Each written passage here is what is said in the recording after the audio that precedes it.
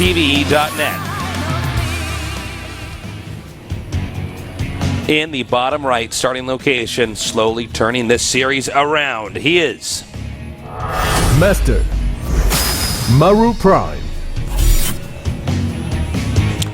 And his opponent over here in the bottom left, we have this Protoss player. He is Grandmaster SK Telecom T1 Rain. You know, I thought for sure coming into this game that Rain would be in the bottom left. Oh wait, he is in the bottom left. Okay.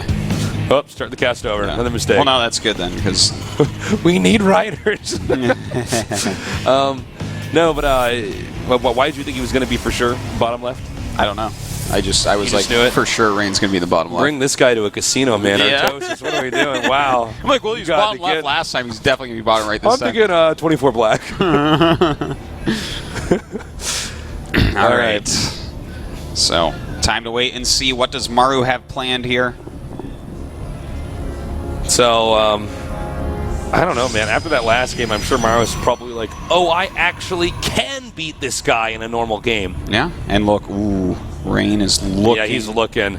For any proxies. Maru, on the other hand, is going command center first. Smart. Yeah.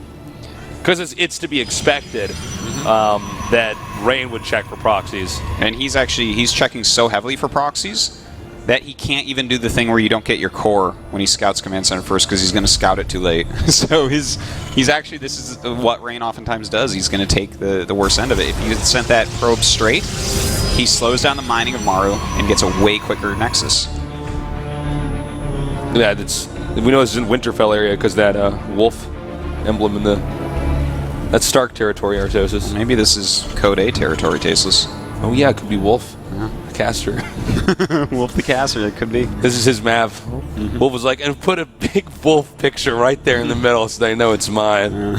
Terran emblem because I'm a human. I don't want them to be confused. I'm not actually a wolf. So we got double barracks after command center, which is everything's very standard so far. That's exactly what you would expect to see. And, well, Rain is just going to throw up his Nexus in a moment here. I got a question for you. What was your first StarCraft tournament that you went to live? My first one live was... And how old were you? Game Fix Million Man Land in Kentucky in 2002? Or, yes, 2002. So that was 11 years ago. So wow. I guess I was 19. Wow. Yeah. That was your first tournament? Didn't you go to a WCG qualifier before that? No, this was like a few months before those. I went to first tournament I went to. I think I was 16 or something. Yeah. It was like in a Koreatown in L.A. Yeah. Upgrade. First of all, I went there with my mom. Was like, I'm not going to let you go, and I have to go with you. Or I think it was 15 actually, and I'm like, oh god, like people are going to see that I have a mom. People will know I have a mom, like, because that's what you do when you're 16. You're like, oh no, people know I have a mom now. Like somehow this is really embarrassing. I don't know why. People are gonna think I'm a liar because I've been telling them I'm an orphan. Exactly. You know what I'm talking about? Though, like your mom like has to go to school for something. You're like, oh my god, my mom's here. You're like, can't even like talk to her. I'm so embarrassed. Then the reason why I'm bringing this up is oh wait. This is huge. My story is not important. He saw it. Okay, so see, this is the type of greedy play I was talking about scout. before. But nice scout there by Rain. Yeah.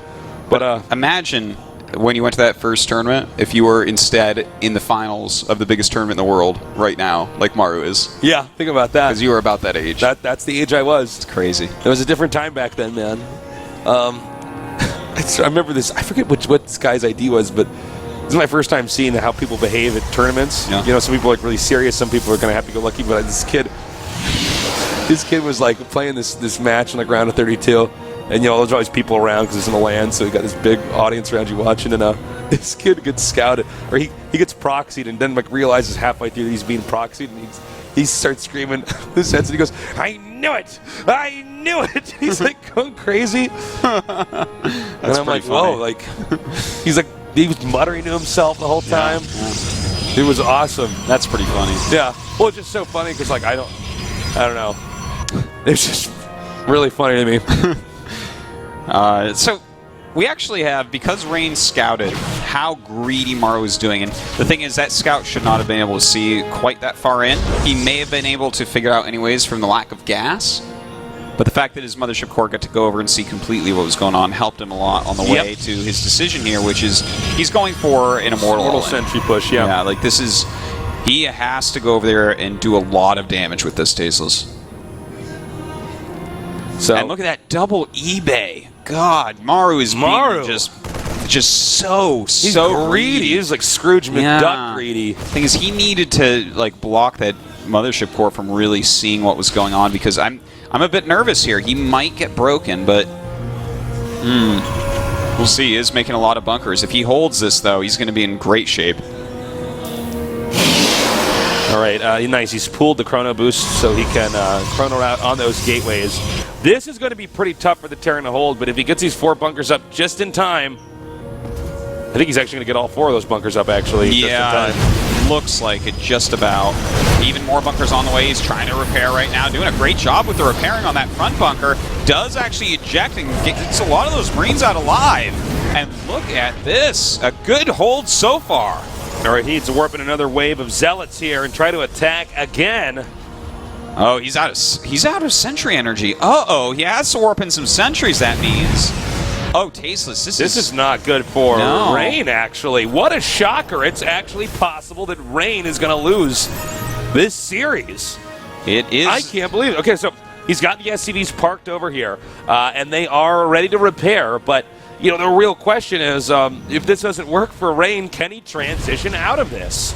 Well, he doesn't. I mean, he has a lot of gas that he's mining, but the problem is with well, here we go. This is the important moment right here, Tasteless. He is really going for it right now, but with that many SCVs and Marines coming out, I don't see this working. Oh my God! And he actually might be able to counterattack off the back of this right now. Oh my, unbelievable! Even has stim at this point, and that is that. Let's take a look at what damage. Pretty much be the end there. I mean, when Protoss invests that much into this specific attack that does basically nothing. He killed 12 SCVs, but right now it's 46 probes to 45 SCVs, where there's 3 command centers dropping mules. He's got 1-1 in stim against a Protoss player that has absolutely 0 splash damage. Like, this is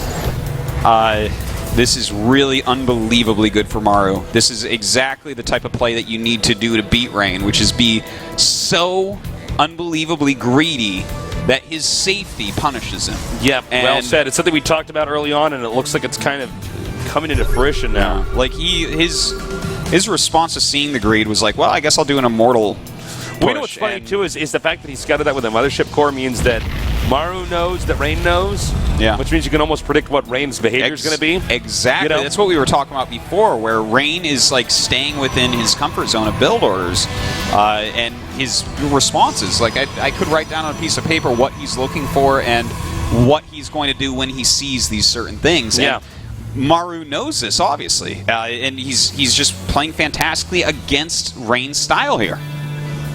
All right, the command center goes ahead and lands over here. I kind of play-by-played that. That was kind of weird. That was an epic. I was like, and it's going to land on the ground right now. Down the command center. It looks like it's sturdily attached to the ground, and SCVs shortly will begin production here. Yeah, man. It's pretty sick, Tasteless. Pretty sick, man. You really know how to make it exciting, yeah, man, it's pretty epic. That was a nail-biter right there. I wasn't sure it was going to land on the right spot, but it did. This is why he is the best of the best, ladies and gentlemen. Clearly a player deserving of a championship. Well, Maru's look at this huge lead, man. He's up by like 30% of supply. 30 supply also. Okay. That's like... All right, a stim coming down here, and this is just a beautiful surround. And that should be it. GG. Wow. It is now 3-2 in favor of Maru. What in the hell is going on? Well, Maru's playing really well is what's going on, Tasteless. He's chosen some very good builds. He's like, this is how you have to do it. He's mixing it up. He's done the proxy 2-racks. He played a standard game on the map that was probably going to be best for him, and got Rain when Rain got out of position a bit, and then here he just went super duper greed mode because he knows that Rain doesn't open up. Like if Rain had opened up thinking I'm going to Immortal push or something like that, maybe he breaks him, or maybe if he, if he was like a different Protoss, is what I'm saying, that would have been much riskier than it was. Yeah. Like if Maru was against Parting, that's probably not the best build to do. You know what? I got to say, Maru has got a very good handle on his opponent. The way his opponent plays, everything. You can see now, actually, we got the coach here. People really trying to keep Rain calm. This has got to be stressful. And you know who he's probably feeling like right now? Probably feeling a little bit like Innovation right now. Yeah. Innovation was playing the booth like, what? Is this not a mistake? Am I actually going to lose this? Like that's how Maru makes people feel like that, I guess. He goes through great players and makes them be like, what is going on here? Why am I losing to him? Yeah. But he's playing fantastically, Tasteless. Like, that's the one thing you just have to give a lot of credit to Maru for. The way that he has so many different strategies that he's busting out. He's doing absolutely anything to win, and it's working out very well so far. Yeah, unexpected results so far today. Again, a lot of people really feeling like Maru's win against Innovation a fluke, perhaps instead. Some of the best planning ever for a best of 7, and it looks like we might be seeing that again here today. Certainly could be. I believe our next map is Whirlwind. So that's a good map for Maru as well. Yeah, that's a really good map for Maru. You know actually. What does he go for here? Do you think?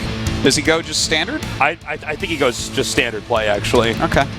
Maybe he does something else, but I would just look. This map is so big, and the distance. It's hard to win the distance, though. The architecture of the map, from the third base, the natural third, to the starting base, you can be abused so badly with drops that I would just go for standard play. Yeah, why not? It definitely could end up working out. The big open kind of plain area in the middle of the map is great for Terran against Protoss for surrounds. Oh yeah, there's a lot of surface area. You're going to end up, if you're in an end game, you're going to be in a battle that's so big.